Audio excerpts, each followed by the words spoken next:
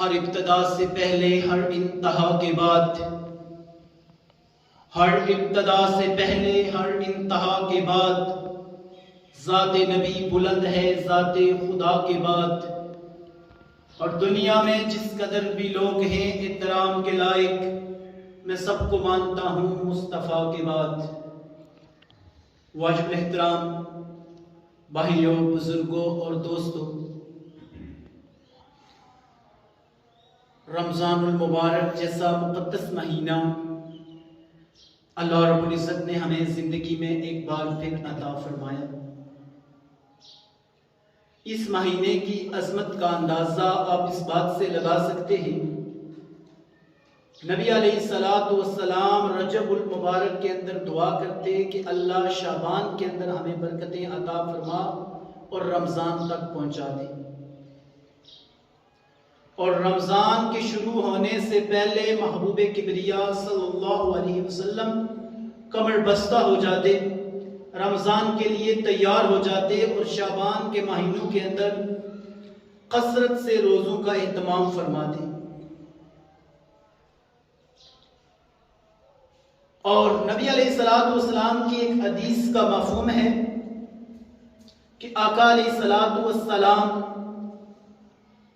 ممبر کے اوپر جلوہ گر ہونے لگے تو ممبر کے پہلے درجے پر قدم رکھا تو فرمایا آمین، دوسرے درجے پر قدم رکھا تو فرمایا آمین، اور جب تیسرے درجے پر قدم رکھا تو فرمایا آمین۔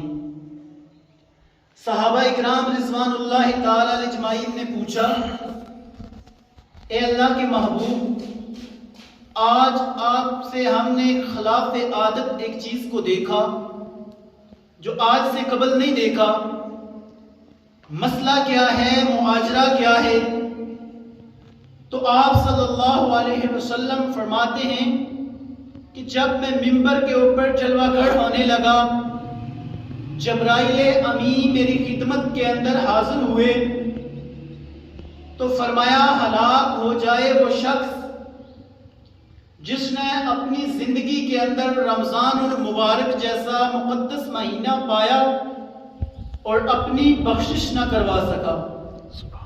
اور میں نے فرمایا آمین۔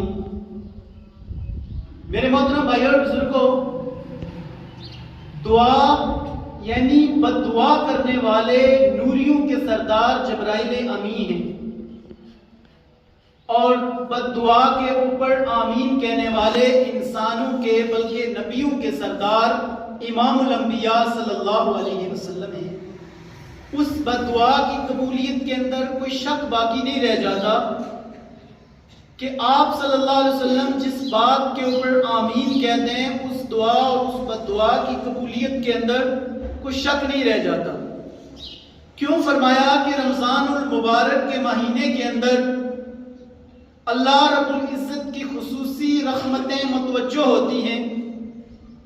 اللہ آخری آسمانوں پر آ کر اعلان فرماتے ہیں، ہے کوئی مانگنے والا جس کو عطا کیا جائے،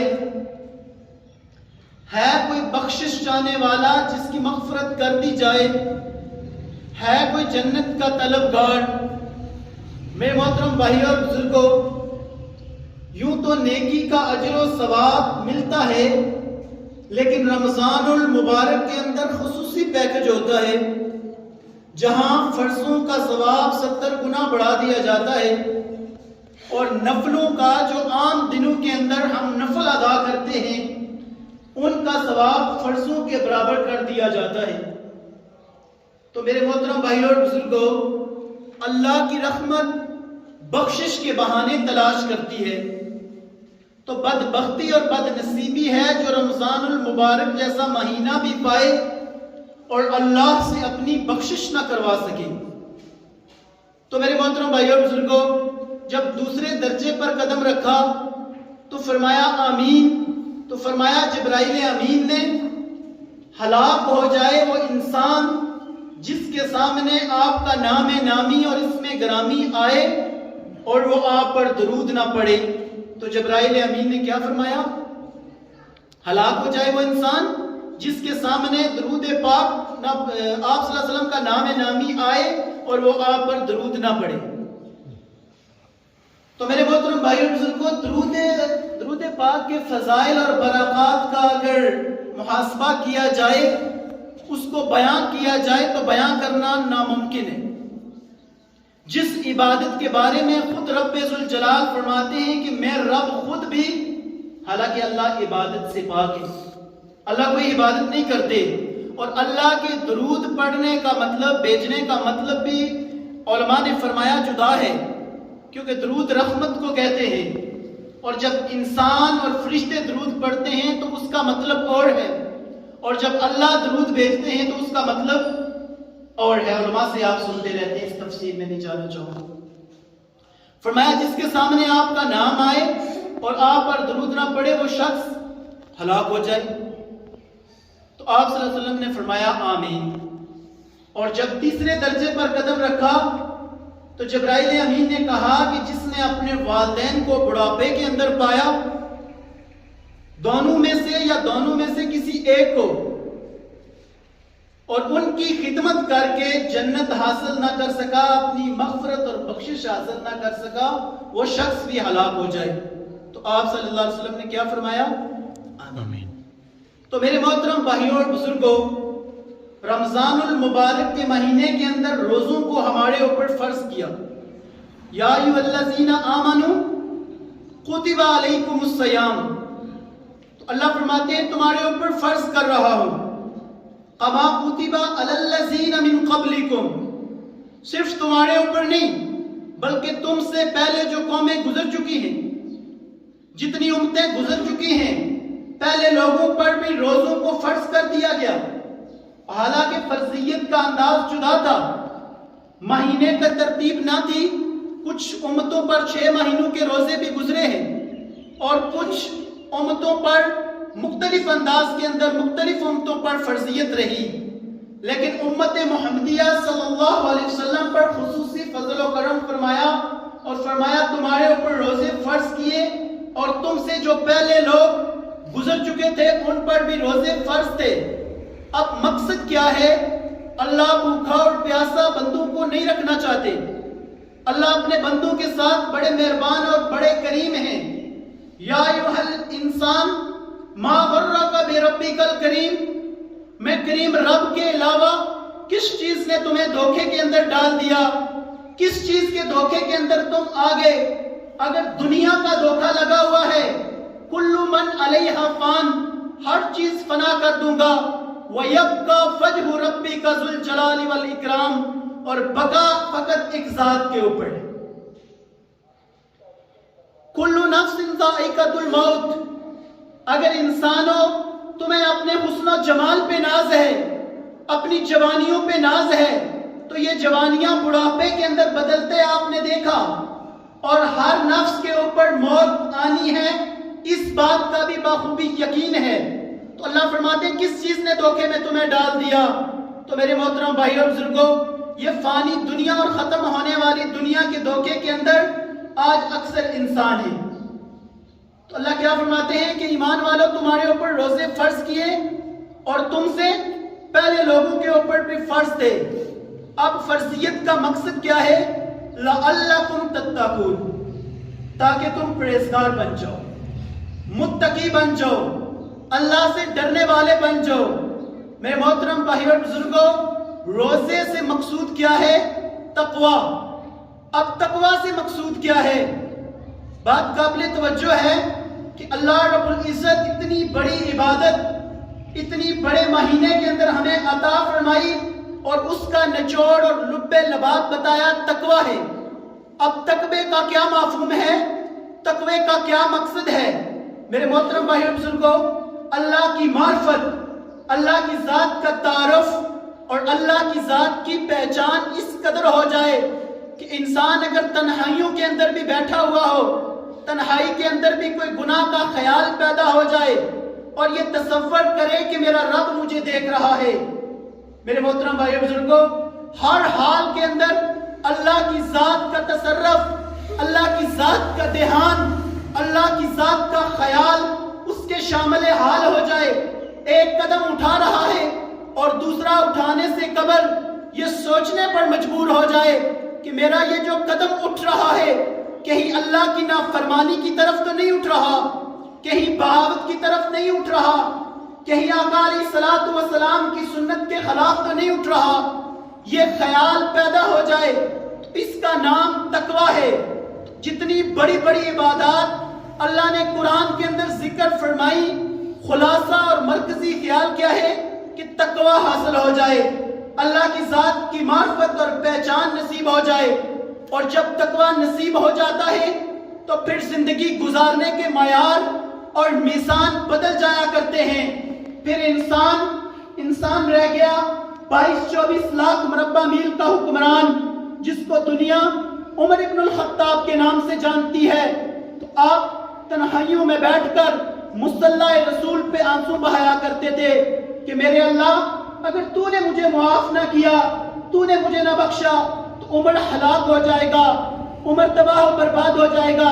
میرے بھائیوں، جن کو جنت کی بشارت مل چکی ہے، جن کی جنت کا اعلان ہو چکا ہے، ان کے دلوں کے اندر اتنا اللہ کی معرفت اور اللہ کا دھیان موجود ہے۔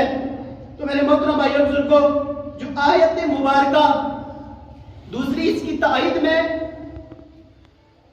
سورہ احزاب سے تلاوت کی گئی، تو اللہ رب العزت فرماتے ہیں کہ ایمان والو، دو کام تم کرو۔ یا ایھا الذین آمنوا اتقوا اللہ، ایک تقوی اختیار کرو، وقولوا قولا سدیدا، اور دوسرا مجھ رب سے ڈرنے والے بن جاؤ۔ تو اس پر میں انعام کیا کروں گا؟ وَيَغْفِرْ لَكُمْ ذُنُوبَكُمْ، تمہاری بخشش کر دوں گا۔ دنیا کے اندر کسی معاملے کے اندر، کسی مشکل اور پریشانی کے اندر آپ پھنس جاتے ہو تو نکلنے کی سبیل پیدا کر دوں گا۔ کس کی برکت سے؟ تقوی کی برکت سے۔ میرے محترم بھائیو بزرگوں، احادیث کے اندر بے شمار واقعات آتے ہیں جن لوگوں نے تقوی کو اختیار کیا، اللہ کی غائبی مدد کو کس طرح شامل حال پایا۔ مسلم شریف کے اندر روایت موجود ہے، 3 بندوں کا ذکر ہوا اور وہ 3 بندے چل پڑے، راستے کے اندر پہنچے، بارش آ گئی اور بارش کی وجہ سے انہوں نے ایک غار کے اندر پناہ لے لی۔ جب غار کے اندر پناہ لے لی تو اوپر سے سلائیڈنگ ہو رہی ہے، ایک بہت بڑی چٹان آ کر غار کا دروازہ بند کر دیتی ہے۔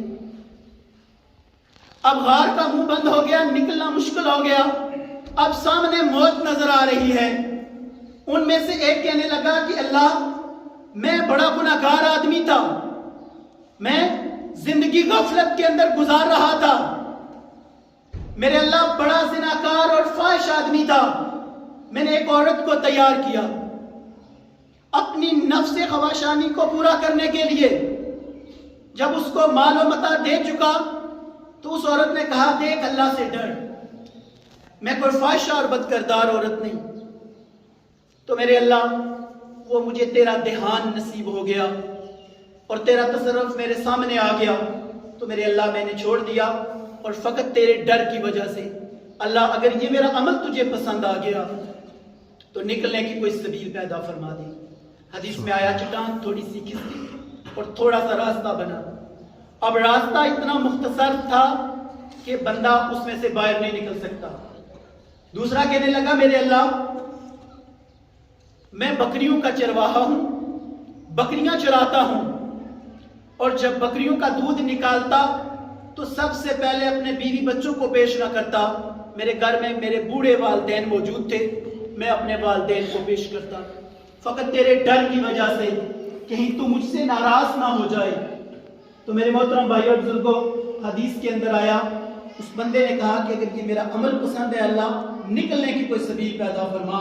وہ چٹان تھوڑی سی اور آگے ہوگی، اب نکلنا مشکل تھا، پھر بھی نکل نہیں سکتے تھے۔ اب تیسرا آدمی بولا، کہنے لگا، میرے اللہ، ایک بندے نے میرے پاس کچھ امانت، کچھ پیسے رکھے اور وہ بندہ غائب ہو گیا، میں ڈھونڈتا رہا، تلاش کرتا رہا، وہ نہ ملا، میں نے ان پیسوں سے ایک بکری لی اور بکری کو جنگل کے اندر چھوڑ دیا۔ اللہ تو اس کے اندر برکتیں دیتا رہا۔ حلال کے اندر اللہ رب العزت نے برکت رکھی ہے، حرام کے اندر برکت نہیں رکھی۔ حرام کے اندر کثرت تو موجود ہوگی لیکن حرام کے اندر برکت نہیں ہے۔ اللہ تو اس کے اندر برکتیں دیتا رہا. وہ برکتوں کی وجہ سے ایک بہت بڑا ریوڑ بن گیا. اور بڑی مدت گزر جانے کے بعد وہ بندہ جب میرے پاس آیا اور کہنے لگا کہ میں نے کچھ امانت تجھے دی تھی, اب مجھے ضرورت ہے, وہ مجھے دے دیجئے. تو میں نے اس سے کہا کہ وہ فلاں پہاڑی کے دامن کے اندر ایک بکریوں کا ریوڑ ہے, آپ وہ لے لیجئے. وہ کہنے لگا کیوں مذاق کرتے ہو, میں نے جو تمہیں رقم دی تھی ان سے ایک بکری بھی بڑی مشکل سے مل سکتی تھی, یہ اتنا بڑا ریوڑ. فرمایا کہ اللہ نے برکتیں دی اس کے اندر, اور میں نے تیرے پیسوں سے ایک بکری خرید کر وقف کی تھی, اب یہ جتنی بکریاں ہیں وہ ساری تیری ہیں.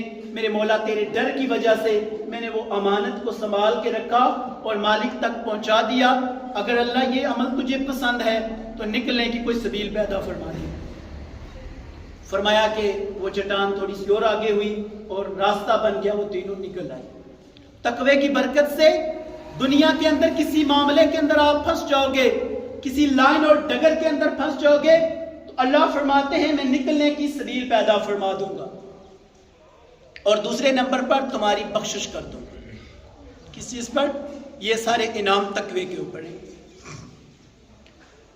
تابعین تبا تابعین میں سے حضرت مبارک بڑے درجے کے ولی اور بزرگ مانے جاتے ہیں جو غلام ہیں, اور حضرت عبداللہ بن مبارک کا حدیث اور تفاسیر میں بڑی کثرت سے اہل علم جانتے ہیں, نام آتا ہے. تو یہ بیٹے ہیں حضرت مبارک کے. حضرت مبارک جو ہیں یہ غلام ہیں, غلامی والی زندگی, سب سے پست زندگی کی حقیقت. غلام تو اپنی مرضی نہیں کر سکتا.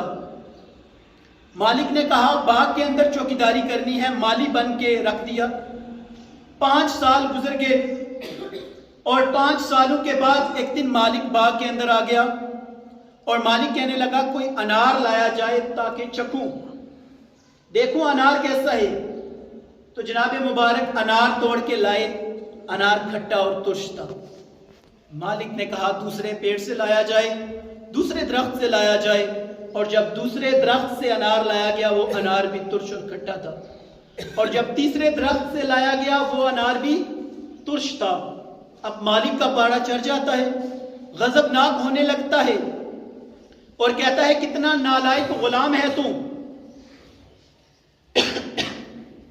5 سال ہو گئے تجھے باغ کی چوکیداری کرتے ہوئے, 5 سالوں کے اندر تمہیں اتنا بھی پتہ نہ چل سکا کون سا درخت کھٹے انار دیتا ہے اور کون سا درخت میٹھے انار دیتا ہے. جناب مبارک ہاتھ باندھ کے رونے لگ جاتے ہیں اور زاروں کی طرح روتے ہیں. اب مالک پوچھتا ہے رو کیوں رہا ہے؟ کہنے لگے حضرت میں اس میں بے قصور ہوں. پوچھا کیوں بے قصور ہے؟ فرمایا 5 سال باغ کا چوکیدار تو رہا, 5 سال باغ کا مالی بن کے تو رہا, 5 سالوں میں آپ کے باغ کے کسی پھل کو چکھا تک نہیں. اس لیے نہیں چکھا کہ آپ نے اجازت نہیں دے رکھی تھی. اللہ کا خوف اور ڈر تھا کہ میرا اللہ مجھے دیکھ رہا ہے, میں کسی انار کو کسی پھل کو کیسے چکھ سکتا ہوں. اللہ اکبر. اب یہ چند لمحے پہلے مالک غضبناک ہونے والا, غصے ہونے والا, مغلوب ہو گیا, تقوی غالب آ گیا, اللہ کا خوف, اللہ کی معرفت کام آ گئی. مالک کہنے لگا تو اتنی عظمتوں والا انسان ہے, تو اتنے مرتبے اور مقام والا غلام ہے, تجھے غلام نہیں ہونا چاہیے. چل میں تجھے غلامی والی زندگی سے آزاد کرتا ہوں, اور نہ صرف غلامی والی زندگی سے آزاد کر رہا ہوں, اپنی بیٹی تجھے نکاح کے اندر دیتا ہوں, اور نہ صرف اپنی بیٹی تجھے نکاح کے اندر دے رہا ہوں بلکہ یہ سارے کا سارا باغ تجھے جیز کے اندر دے رہا ہوں. یہ تقوی پر انعام اللہ دنیا کے اندر بھی عطا فرماتے ہیں, آخرت کا تو مسئلہ جدا ہے. اب تقوی غالب آ گیا, تقوی اختیار کیا غلامی والی زندگی میں. حضرت مبارک نے تو مالک کی بیٹی دلہن بن کے آئی, غلامی والی زندگی سے آزاد ہو گئے, اور سارے کا سارا باغ جیز میں آ گیا. تو اللہ فرماتے ہیں تقوی اختیار کرو.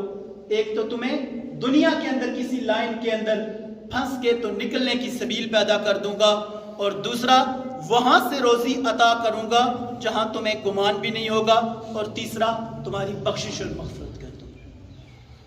میرے محترم بھائیوں اور بزرگوں, نبی علیہ الصلوۃ والسلام نے ایسا تزکیہ کیا اس جماعت صحابہ کا، ایسی آپ صلی اللہ علیہ وسلم نے ان کی تربیت کی کہ وہ ہر حال میں اللہ کی ذات کو سامنے رکھ کر زندگی گزارتے تھے۔ حضرت عمر رضی اللہ تعالیٰ عنہ گشت کر رہے ہیں، گشت کے دوران دیکھا کہ ایک جھونپڑی کے اندر ایک ماں اپنی بیٹی سے کہہ رہی ہے کہ دودھ کے اندر تھوڑا سا پانی ملا دے، 4 پیسے زیادہ مل جائیں گے، گزارا اچھا ہو جائے گا۔ اور بیٹی کہتی ہے کہ ماں آپ نے وہ نبی علیہ الصلوۃ والسلام کی حدیث نہیں سنی، من غش لیس منی، جس نے ملاوٹ کی وہ ہم میں سے نہیں۔ تو ماں کہتی ہے، بڑی تقریریں کر رہی ہے، جتنا کہہ رہی ہوں اتنی کر۔ یہ ساری گفتگو دروازے پر امیر المومنین حضرت عمر رضی اللہ تعالیٰ عنہ سن رہے ہیں۔ تو وہ بیٹی آگے سے ماں کو کہتی ہے کہ کہاں عمر، کہاں وہ عمر کا منادی کرنے والا، آدھی رات کا وقت ہے۔ تو بیٹی کہتی ہے، ماں عمر تو نہیں دیکھ رہا، عمر کا رب تو دیکھ رہا ہے۔ کیسے کہا؟ اب جھونپڑی کے اندر تقوی کی یہ آواز اتنی بلند ہوتی ہے، اللہ کو اس قدر پسند آتی ہے، امیر المومنین اپنے گھر میں آ جاتے ہیں اور اپنی بیوی سے کہتے ہیں کہ میں نے بہو تلاش کی۔ کیسی بہو ہے، کیسی شہزادی ہے، کون سی وہ نوابزادی ہے؟ فرمایا وہ ایمان کی شہزادی ہے۔ جھونپڑے کے اندر ایک بچی نے تقوی اختیار کیا، اللہ نے جھونپڑے سے اٹھایا اور امیر المومنین کی بہو بنا دیا۔ سبحان اللہ، کتنی بڑی بات ہے میرے محترم بھائی اور بزرگوں۔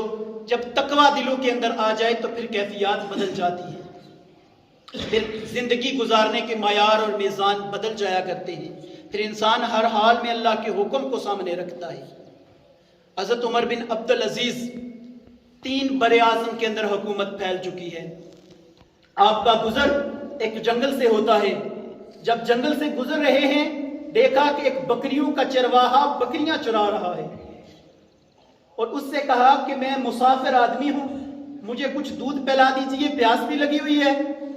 اب وہ کہنے لگا کہ بکریاں میری نہیں، بکریاں میری نہیں، ان کا مالک کوئی اور ہے، میں بکریوں کا چرواہا ہوں، صرف بکریاں چرا رہا ہوں۔ تو حضرت عمر بن عبدالعزیز کہنے لگے کہ کیوں نہ اس آدمی کا امتحان لے لیا جائے۔ فرمایا ایسا کر، ایک بکری بیچ دے مجھے، ایک بکری بیچ دے مجھے، تجھے پیسے مل جائیں گے، میں اس کا گوشت بھی استعمال کر لوں گا، دودھ بھی استعمال کر لوں گا۔ تو وہ کہنے لگا کہ مالک پوچھے گا تو میں کیا کہوں گا؟ تو عمر بن عبدالعزیز فرمانے لگے مالک کو کہنا کہ بیڑیا بکری لے گیا۔ فرمایا وہ شریف انسان، ترغیب تو تیری بڑی اعلیٰ ہے، میں اس مالک کو تو کہہ دوں گا بکری بیڑیا لے گیا، فَأَيْنَ اللَّهُ، اللہ کہاں جائے گا؟ تو عمر بن عبدالعزیز جب بھی کوئی اہم فیصلہ کرتے تو اس چرواہے کا ذکر ضرور فرماتے، اور فرماتے تھا تو بکریوں کا چرواہا، لیکن بات بڑی کمال کی کر گیا۔ میرے محترم بھائیو بزرگوں، رمضان سے مقصود تقوی اور تقوی سے مقصود اللہ کی ذات کی معرفت اور پہچان۔ رمضان المبارک کی نیک ساعتیں جا رہی ہیں، رحمتوں کا نزول ہو رہا ہے۔ رات کو تراویح کے اندر بھی آپ قرآن پڑھتے ہیں۔ رمضان اور قرآن کا بڑا جوڑ ہے، شہر رمضان الذی انزل فیہ القرآن۔ تو میرے محترم بھائی اور بزرگوں، روزے کے بارے میں اللہ رب العزت کیا فرماتے ہیں؟ روزہ میرے لیے ہے، الصوم لی وانا اجزی، اور میں خود اس کی جزا دوں گا۔ اب جو نیکی اللہ رب العزت نے بتائی، نماز ہے اور جتنی بھی عبادات ہیں، سب کے بارے میں فرمایا قرآن کی تلاوت کرو گے یہ ملے گا، نماز پڑھو گے یہ ملے گا، لیکن روزے کے بارے میں اللہ رب العزت نے بتا دیا کیا ملے گا۔ فرمایا کہ یہ میرے لیے ہے، میں اس کی جزا دوں گا۔ یہ کسی فرشتے اور نبی کو بھی نہیں بتایا۔ اور دوسرا ترجمہ اس کا کیا ہے؟ روزہ میرے لیے ہے اور میں خود اس کی جزا ہوں۔ تو میرے محترم بھائیو بزرگوں، جس عبادت پر اللہ رب العزت خود مل جائے، اور کیا چاہیے؟ اللہ مل گیا تو سب کچھ مل گیا، جنت بھی مل گئی اور ہر ایک چیز مل گئی۔ تو روزوں کا اہتمام خصوصی طور پر ہم کرتے ہیں، تو رمضان المبارک مشق کروانے کے لیے آتا ہے کہ اس تقوی کی مشق کروا رہا ہے کہ اللہ رب العزت بطور فخر فرشتوں کے اندر کہتے ہیں کہ اب یہ میرا بندہ متقی بن گیا، جب میں نے حلال سے روکا یہ حلال کے قریب نہیں جا رہا، اور حرام تو ساری زندگی حرام ہے، یہ حرام کے قریب کیسے جا سکتا ہے۔ تو تراویح کے اندر بھی ہم قرآن شریف کو سنتے ہیں، اس چیز کا بھی اہتمام، اس مسجد کے اندر تراویح کا اہتمام کیا جائے جہاں قرآن سنایا جا رہا ہے، اور خصوصی طور پر حفاظ اکرام سے بھی خصوصی گزارش ہے کہ قرآن سنایا جائے، قرآن سنایا جائے، ٹھیکے والا کام نہ کیا جائے، قرآن کے تلفظ کو صحیح طرح سے ادا کیا جائے، اور سماعت کا خصوصی طور پر اہتمام ہونا چاہیے۔ مختلف مساجدوں کے اندر جب یہ حال دیکھا جائے کہ امام صاحب کیا کہہ رہے ہیں یا علم تعلم سمجھ آتا ہے، باقی پورا قرآن جو پڑھ رہا ہے وہ سمجھ نہیں آ رہا، تو قرآن سے مقصود یہ ہے کہ قرآن سننا اور سنانا، تاکہ جو سمجھ آ سکے، کم سے کم الفاظ تو سمجھ آ سکیں، ظاہر ہو سکے پڑھنے والا کیا پڑھ رہا۔ تو اللہ رب العزت بھی حافظ قرآن سے جب کہیں گے کہ حافظ قرآن سے قرآن پڑھتا جا، جنت کے درجے چڑھتا جا، اور اس طرح پڑھ جس طرح دنیا کے اندر ٹھہر ٹھہر کر پڑھتا، تو قرآن کے بارے میں حکم یہی ہے ٹھہر ٹھہر کر پڑھا جائے۔ باقی صدقہ فطر کی مختلف شکلیں ہیں، جو غریب ہیں، نادار ہیں، وہ گندم کے حساب سے، اور جو اس سے تھوڑا سا بہتر ہے وہ کھجور کے حساب سے، جو اس سے بہتر ہے وہ کشمش کے حساب سے۔ تو باقی قاری صاحب آپ کو بتائیں گے انشاءاللہ کہ صدقہ فطر کتنا ہے، کم سے کم 320 کم سے کم، اور زیادہ سے زیادہ اپنی استطاعت اور اپنی جیب کو سامنے رکھ کر دیا جائے۔ اور صدقہ فطر اس کا جو صحیح طریقہ کار ہے، نماز عید سے قبل ہو جائے گا، لیکن صحیح جو طریقہ کار ہے کہ اتنا پہلے دیں کہ وہ غریب، نادار، یتیم، مسکین ہماری خوشیوں کے اندر شریک ہو جائیں، تاکہ وہ بر وقت کپڑے وغیرہ یا سودا سلف جو بھی خریدنا ہے وہ خرید سکیں۔ جو کچھ کہا سنا، اللہ عمل کی توفیق عطا فرمائے۔